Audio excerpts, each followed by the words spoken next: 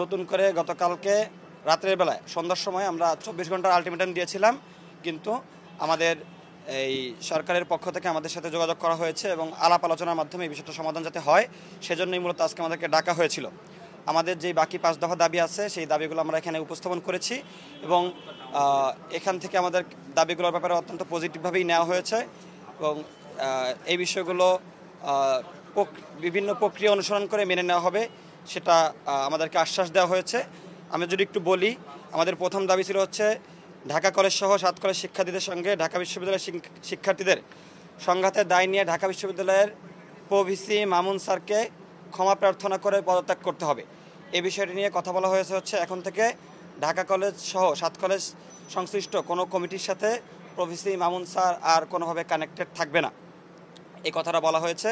এবং ঢাকা পদত্যাগের যে বিষয়টা, এটা ঢাকা বিশ্ববিদ্যালয়ের যে ভিসি স্যার আছে এবং সেখানকার যে প্রক্রিয়া, সেই প্রক্রিয়া অনুসরণ করে এই বিষয়টা আগানো হবে আলাপ আলোচনার মাধ্যমে। ওই দিন যে সকল শিক্ষার্থীরা জড়িত ছিল, ওইখানে উপস্থিত ছিল, তাদের সাথে আলাপ আলোচনার মাধ্যমে এই বিষয়টা আগানো হবে।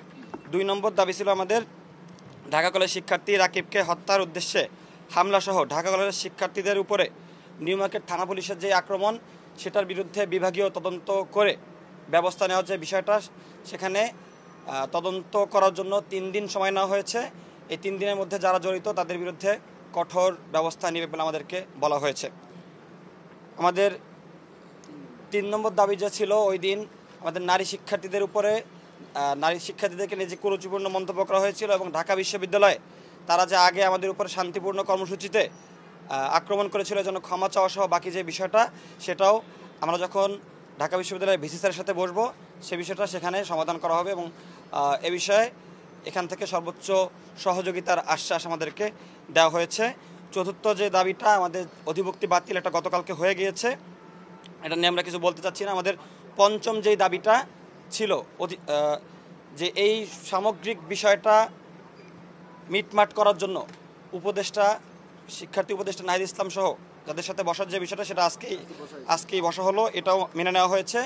ষষ্ঠ যে দাবিটা, ঢাকা বিশ্ববিদ্যালয় সংশ্লিষ্ট এরিয়ায় ঢাকা বিশ্ববিদ্যালয়ের বাহিরে যে সাধারণ শিক্ষার্থীরা আছে এবং সাধারণ জনমানুষ আছে, তাদেরকে যে এতদিন ঢুকতে দেওয়া হইতো না, এই বিষয়টা আমরা বলেছিলাম যে এখন থেকে সিটি কর্পোরেশনের রাস্তা সবার জন্য উন্মুক্ত করে দেওয়া হবে। আমাদেরকে জানানো হয়েছে যে এটা ইতিমধ্যে সবার জন্য উন্মুক্ত করে দেওয়া হয়েছে। মোটামুটি আমাদের সব দাবিগুলোর বিষয়ে অত্যন্ত পজিটিভ এবং যেগুলো তাৎক্ষণিক মানে পূরণ করা, সেগুলো পূরণ করা হয়েছে। এখন আমরা হচ্ছে যে বলেছিলাম যে 24 ঘন্টা পরে আমরা 7 কলেজের সামনে থেকে ঢাকা বিশ্ববিদ্যালয়ের বাস সহ অন্যান্য বাস যে চলতে দিব না সহ যে কর্মসূচি এবং নিউ মার্কেট থানা ঘেরাও যে কর্মসূচি দিয়েছিলাম, সেই কর্মসূচি আমরা প্রত্যাহার করে নিলাম।